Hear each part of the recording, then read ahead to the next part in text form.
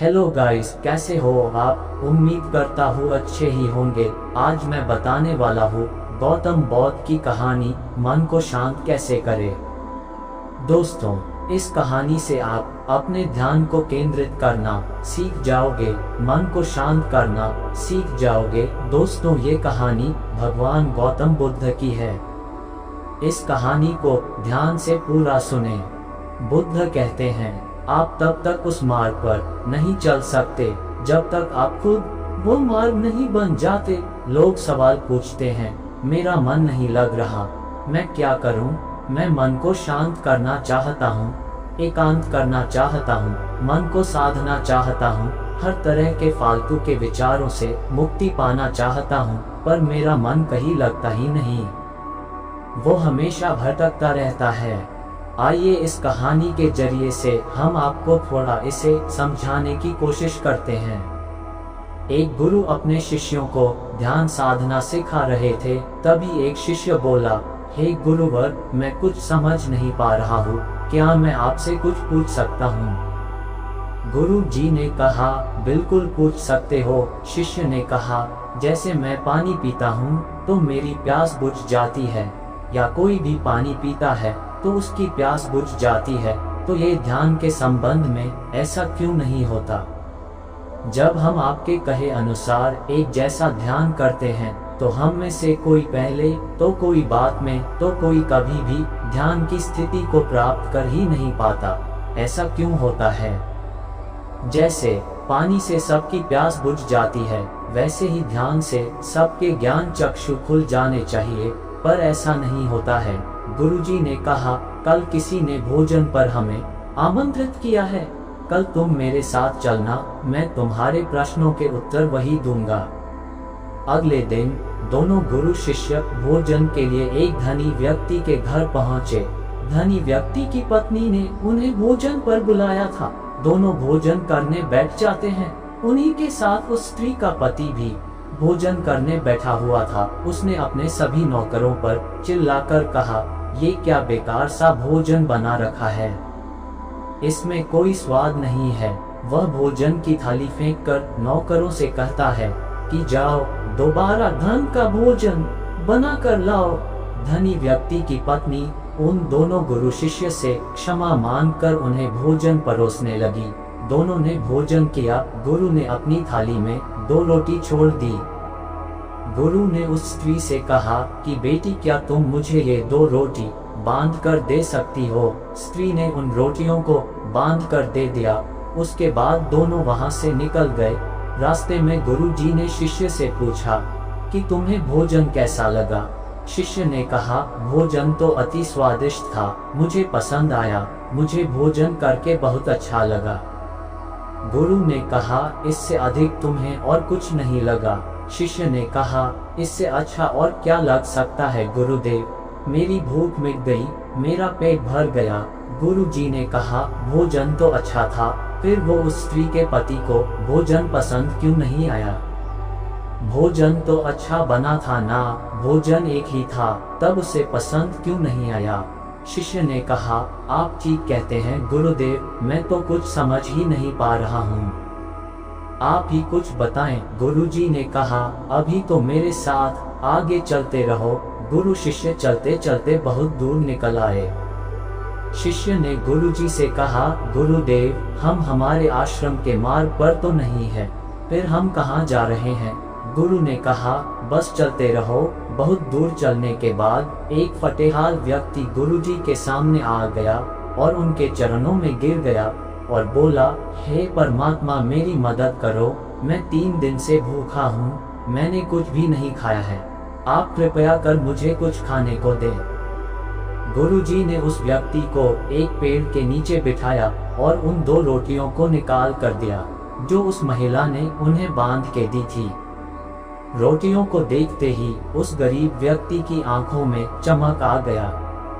उसने तुरंत उन 2 रोटियों को लेकर खा लिया। खाते समय उस व्यक्ति की आंखों से आंसू निकल रहे थे। वो रो रहा था और खाता जा रहा था और हाथ से इशारे कर रहा था।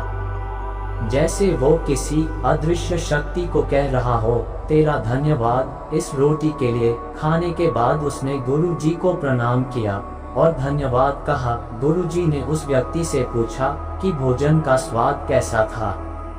उसने कहा, स्वाद तो था ही नहीं, केवल जीवन था, परमात्मा और ईश्वर था। ये रोटियां नहीं थी, ये तो साक्षात जीवन था। ये कहकर वह व्यक्ति वहां से चला गया। गुरु ने शिष्य से कहा, देखो भोजन वही था, लेकिन एक व्यक्ति को उसमें स्वाद नहीं आता। तुम्हें उसमें स्वाद आया, तुम्हें भोजन पसंद आता है, लेकिन वही एक व्यक्ति को इस भोजन में स्वाद नहीं आता, बल्कि वह इसमें ईश्वर, परमेश्वर और जीवन को देख लेता है। व्यक्ति और भोजन की तृप्ति। इसी से पता चलता है कि व्यक्ति और भोजन की तृप्ति में भी अंतर है। पहले व्यक्ति की इसमें कोई तृप्ति नहीं होती, तुम्हें थोड़ी तृप्ति होती है, और इस व्यक्ति को अनंत तृप्ति होती है। ऐसा ही ध्यान के संबंध में होता है। जिसको जितनी ज्यादा प्यास होती है, वो उतनी ही जल्दी मार्ग बना लेता है। उस शिष्य की जिज्ञासा का समाधान हो गया था, उसके प्रश्नों का उत्तर उसे मिल गया था, लेकिन हमारे प्रश्न का उत्तर अभी नहीं मिला। प्रश्न था, मन क्यों नहीं लगता? दोस्तों, जो लग जाए वह मन नहीं है। मन का स्वभाव ही है भावना। जब हमारे पास कोई चीज अत्यधिक होती है, तब मन उससे भागने लगता है।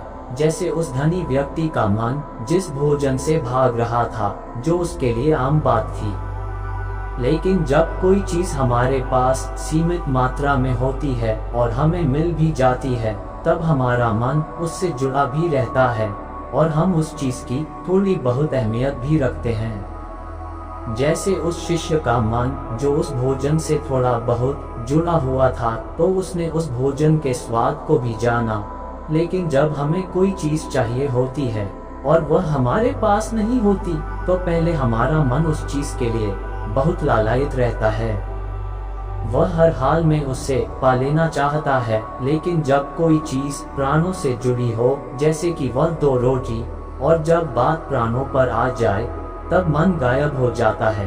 तब आप स्वाद नहीं देखते, भोजन का प्रकार नहीं देखते हैं, तब आपको सिर्फ भोजन चाहिए होता है। तब आप एकाग्र हो जाते हैं भोजन के लिए। जो मिले उसी में आपको आनंद आ जाता है। स्वाद हो या ना, आपके प्राण अंदर तक उसे स्वीकार कर लेते हैं। और ये तब होता है जब मन नहीं होता। हम हमारे मन को लगाने की बहुत कोशिश करते हैं। कुछ पढ़ाई में लगाने की कोशिश करते हैं, तो कुछ अपने काम में लगाने की कोशिश करते हैं। लेकिन आपने देखा होगा कि मन कहीं नहीं लगता, और ये लग भी नहीं सकता, क्योंकि इसका किसी चीज में लगना है ही नहीं, बल्कि इसका काम है आपको भगाना इधर से उधर। एक चीज आपको मिली तो दूसरी चीज पर ले जाना, दूसरी चीज आपको मिली तो तीसरी चीज पर ले जाना। मन संतुष्टि को नहीं जानता, वह केवल पाना जानता है। पाने के बाद भूल जाना जानता है। जो मिल गया उसे छोड़ देने की आदत होती है। जो छूट गया उसे फिर से पा लेने की आदत मन की होती है। अपनी जिंदगी के पिछले हिस्से को देखें और जानें कि क्या आपका मन कहीं लगा है, कहीं रुका है, जब वह केवल आपको अभी तक भगा रहा है। अब सवाल आता है कि अगर मन का काम भागना या फिर भगाना ही है, तो क्या जिंदगी भर हम भागते ही रहेंगे? क्या हम कहीं रुकेंगे नहीं? ध्यान से देखो तो जिंदगी ऐसी ही है। जन्म से लेकर मृत्यु तक इंसान भागता ही रहता है, कभी किसी चीज के पीछे तो कभी किसी दूसरी चीज के पीछे। लेकिन फिर भी कुछ इंसान अपवाद हो जाते हैं, फिर वह रुक जाते हैं, भागना बंद कर देते हैं। तब चीजें उनके पीछे भागती है, वह किसी चीज के पीछे नहीं भागते। इसका सबसे बड़ा उदाहरण स्वयं गौतम बुद्ध। हम आम लोग कैसे अपने जीवन में ठहराव ला सकते हैं? कैसे हम अपने जीवन में एकाग्रता ला सकते हैं? कैसे हम अपने जीवन में अपने मन को अपने आप नियंत्रित करने से रोक सकते हैं? और इसका एक ही रास्ता है, वह ध्यान व्यवस्था लाता है। मन भागता है, ध्यान ठहरा बुलाता है, लालच देता है, ध्यान लालच को देखने की दृष्टि देता है। मन कहता है दूसरी चीज को पकड़ लो। ध्यान कहता है जो जो मिला है उससे जान ले। ध्यान एकाग्रता लाता है, लेकिन ध्यान को लेकर भी हम भ्रमित रहते हैं। ध्यान का मतलब आंखें बंद कर बैठ जाने को ही समझ लेते हैं। एक छोटी बच्ची बहुत अच्छी बांसुरी बजाती है। जब वो बांसुरी बजाती है तब उसके सुर में खो जाती है, तब उसका मन गायब हो जाता है। उसके प्राण केवल उस बांसुरी की धुन में ही रम जाते हैं और यही उसका ध्यान बन जाता है। लेकिन ऐसा इसलिए होता है क्योंकि इस लड़की को उस बांसुरी में रस आता है, आनंद आता है। यही उसकी प्रकृति है। वो वही कर रही है जो वो हो सकती है। एक अध्यापक है, जब वो अपने छात्रों को पढ़ाता है तो उसमें खो जाता है। वो अपने प्राणों से उस पढ़ाने का आनंद लेता है, उसमें रुचि है, उससे यही उसकी प्रकृति है। जब वो पढ़ा रहा होता है तब उसके मन में कोई हलचल नहीं होती।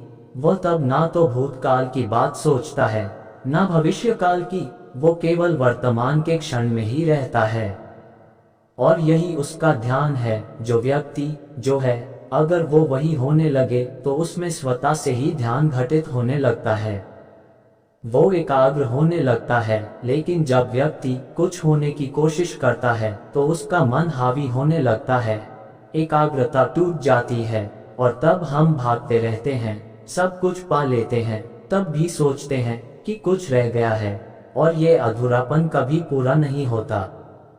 क्योंकि जो आप हो सकते थे, जो आपकी प्रकृति थी, वो आप नहीं हुए, बाकी सब कुछ हो गए। ऐसे ही आप हमेशा अधूरे रह जाते हैं। तब मन कहीं नहीं लगता, मन की प्रकृति ही लगने की नहीं है। जो लगता है वह एकाग्रता है, वह ध्यान। और जहां आपको एकाग्रता मिल जाए, समझ लेना वही आपके लिए बना है, जिस पर चलकर आप संपूर्ण हो सकते हैं। दोस्तों, आपने क्या सीखा कमेंट करके जरूर बताना। उम्मीद करते हैं कि आज की इस कहानी से आप सभी अपने मन को शांत जरूर कर पाए होंगे और इसी तरह के और कहानी के लिए वीडियो को लाइक और चैनल को सब्सक्राइब जरूर करें। धन्यवाद।